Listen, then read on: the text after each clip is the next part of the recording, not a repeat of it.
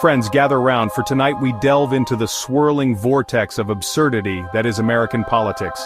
Hold on to your hats because things are about to get geographically confusing. You see, in a move that surprised absolutely no one, President Trump has decided to rename the Gulf of Mexico. Yes, that Gulf of Mexico. The one that's been chilling there for centuries. He's decided to call it, wait for it, the Gulf of America. Catchy, right? Now you might be thinking, John, why is Trump messing with maps when he should be, I don't know, running the country? Well, my friends, that's a question for the ages. Some say it's a distraction tactic. Others say it's a desperate bid for legacy. Whatever the reason, one thing is clear: the man loves a good renaming ceremony. Remember when he tried to buy Greenland? Maybe he was just eyeing it for a name change too. But here's the kicker. The Associated Press, that bastion of journalistic integrity, refused to play along. They politely, and by politely I mean with thinly veiled exasperation, informed the White House that they would be sticking to the widely accepted, internationally recognized, and frankly, less embarrassing name of Gulf of Mexico. This, my friends, is where things get interesting. Because apparently in Trump's America, disagreeing with the president, even on a matter as ridiculous as the name of a gulf, is akin to high treason.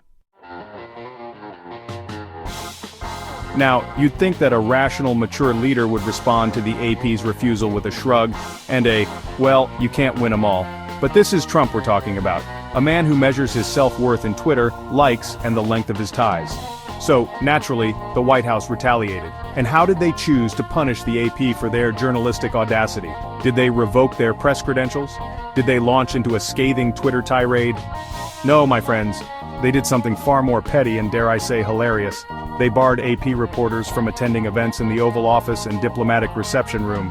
That's right, folks, the White House's response to a news organization using a globally recognized geographical term was to give them a timeout. One can only imagine the scene in the Oval Office. Mr. President, the AP is using the wrong name for the Gulf. Then banish them to the corridor.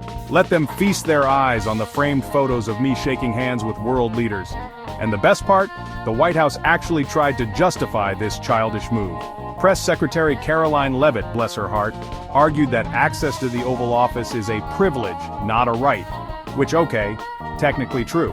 But also, a clear indication that the White House is more concerned with controlling the narrative than with respecting the First Amendment. Now, you might be wondering how other news outlets are handling this whole Gulf of America debacle. Well, it's a mixed bag. Fox News predictably jumped on the Trump train and adopted the new name with the fervor of a puppy chasing a tennis ball. Google, in a move that can only be described as peak Google, decided to play both sides, displaying Gulf of America to US users and Gulf of Mexico to everyone else. Because why have a spine when you can have an algorithm, right? But thankfully, some news organizations haven't completely lost their minds. The New York Times and the Washington Post, to their credit, have continued to use the name Gulf of Mexico because, journalistic integrity and all that jazz. They've also pointed out the sheer absurdity of the situation because someone had to. This whole thing, my friends, is a perfect example of the Trump administration's blatant disregard for facts, for freedom of the press, and for basic common sense. This isn't just about a name on a map, folks. This is about the White House attempting to control the narrative, to dictate what is true and what is not.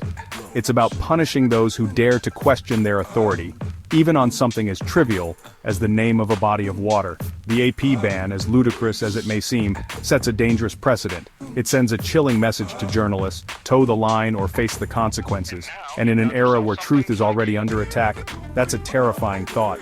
So the next time you see a map, take a moment to appreciate the names, the borders, the sheer audacity of trying to claim ownership of something as vast and untamable as the sea.